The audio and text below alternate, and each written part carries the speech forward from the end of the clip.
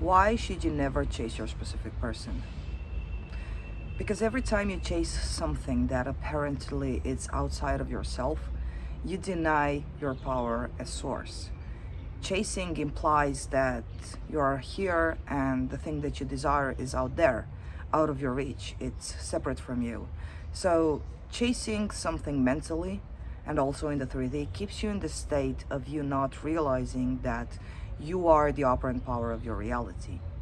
Every time you have thoughts like I should do this or I should do that, mentally or in the 3D, every time you entertain those thoughts, you allow yourself to dwell in the state of I'm here, I'm powerless, I must do something in order to get this thing outside there, because this thing is for me my wish fulfillment. But now, what are you actually chasing? Because you are the operant power of your reality. You are source. So actually, the things that you are chasing are not outside of you.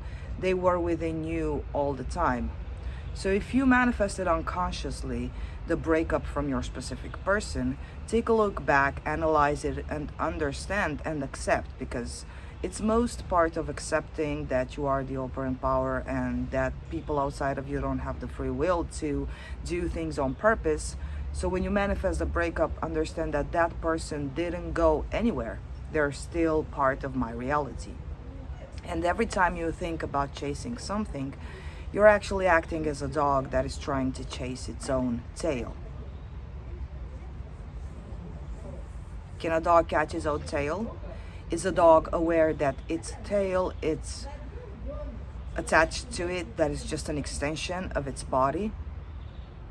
The same way a dog doesn't understand that its tail is an extension of its body, you act the same way when you don't accept the fact that your specific person is an extension of you.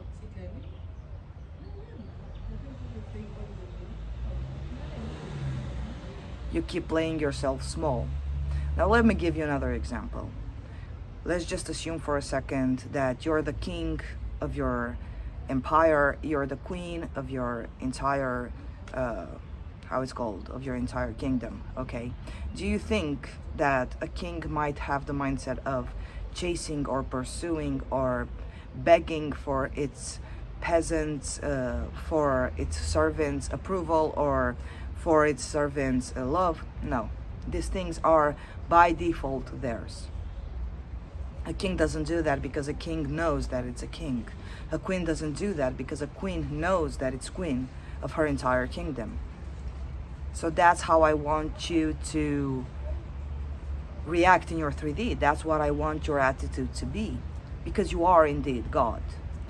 Now, the thing about chasing your specific person, it's putting you not only in a mental inferiority to them, it's also keeping you in the false illusion that they're out there and you have to chase them, otherwise they won't be yours. And when I say about chasing, I also include doing whatever it takes to have them, which means chasing them through manifestation techniques, because you do use manifestation techniques in a wrong way. Instead of using manifestation techniques to help you, to aid you embody the person that you desire to be, you use them because you think that through them you will get that person out there to choose you. So you're chasing them through manifestation techniques. You're either chasing them like stalking them on social media. You're chasing them by doing way too much effort and by believing that you must change self.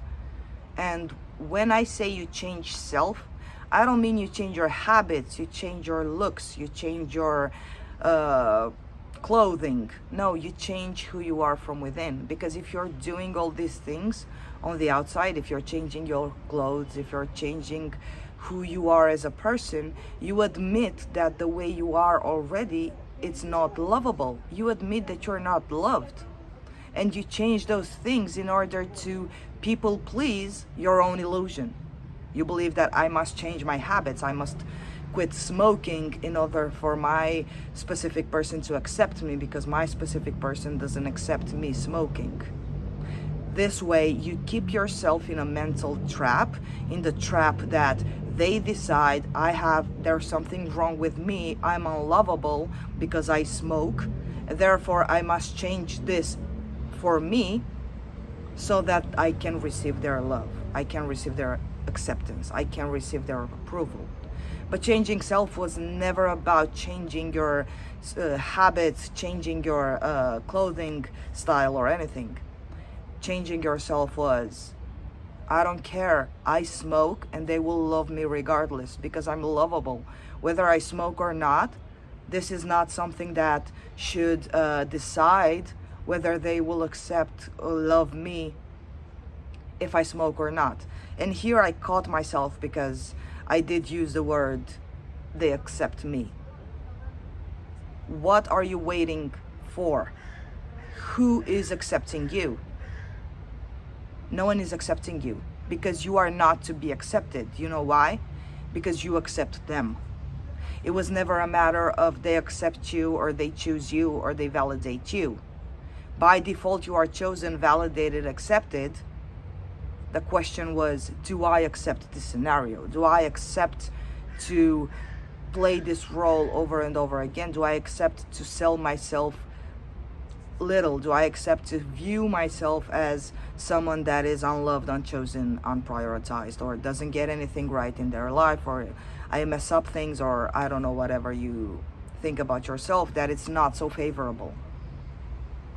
So chasing a specific person means you mock your power and you start chasing your own reflection, your own illusion. Think of being in front of a mirror and you try to catch the reflection. It cannot. The reflection can only be who you are. So catch yourself, because it's easy to go and watch all the videos about manifestation, but if you don't actually apply what you hear, it's nonsense. It's useless. You must change self. You must change your mindset. You must change the way you view yourself.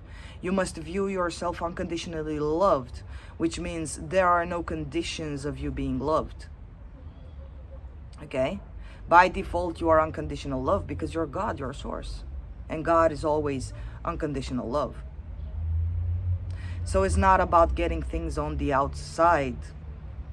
It's about understanding and realizing you've had those things all along. It was not about you trying to grasp the vessel and convince it in the 3D, or try to convince yourself mentally that that vessel over there, which is your specific person, is going to choose you. By default, you are chosen. By default, you are chosen. You have no one to convince. You simply have to select the scenario. And whenever you find yourself doing techniques, or whenever you find yourself thinking something that implies that I'm chasing this over here, because you will observe it, the energy is totally different when you approach a thing and you have the attitude, oh yes, I have this, I have nothing to worry about, and the attitude of I must do something, otherwise I'm not worthy of receiving this, whether that something is mentally or in the 3D, you are trapped under the false illusion that I'm not perfect as I am, I still have to work on myself, I still have to do shadow work, I still have to heal myself, and all this is from the energy of chasing. All this is from the energy that I must prove myself worthy of receiving that thing that I desire. But prove who? Prove what? You are already worthy of receiving what you want because you are the one that put it there for you. So there is nothing to be worthy of. You're already worthy. It was out of discussion. It's like you're trying to catch and you're trying to prove your worthiness for things that are already yours. And I'm going to use in the example, when you are in your room and when you are surrounded by the things in your room, do you think you have to prove your worthiness in front of your bed? Does your bed need to give you the permission to sleep in it? Does your bed, which is a thing, an object, does it have to give you, to accept you? To accept whether you're gonna sleep in it or not? Do you see how nonsense is? And if you think that manifesting a specific person is different than manifesting all the objects you have in your room, you're mistaken, because your specific person, since you are the only thinker and they are a manifestation of yours, your specific person doesn't have free will. Which means they don't have the power to say how it will go. They don't have the power to have thoughts of their own. Does it mean you have to treat your specific person as an object? Yes. Just because they walk, talk, and breathe, it doesn't make them in charge of your reality. They are just the instruments that you use in order to get to your manifestation. Neville Goddard also said it in the late years when he understood how all this worked. Everyone on the outside is an instrument. If they can be used, they will be used. In order to aid you, have your manifestation, have your experience, have something that you've already put there for you to experience. So every time you find yourself chasing, redirect your thinking. Take a step back. Ask yourself, am I begging for my own stuff? Do I need to do this? Do I need to go over their social media over and over again? Is this me being in charge? Is this me acting as God, behaving as God? The answer will be no, because God doesn't have to do anything. God just demands and has it. That's it for today. I don't like to say big words. I don't like to speak a lot. If you want a coaching with me, the link for the one-on-one coaching and the courses are in the link in the box below. Choose.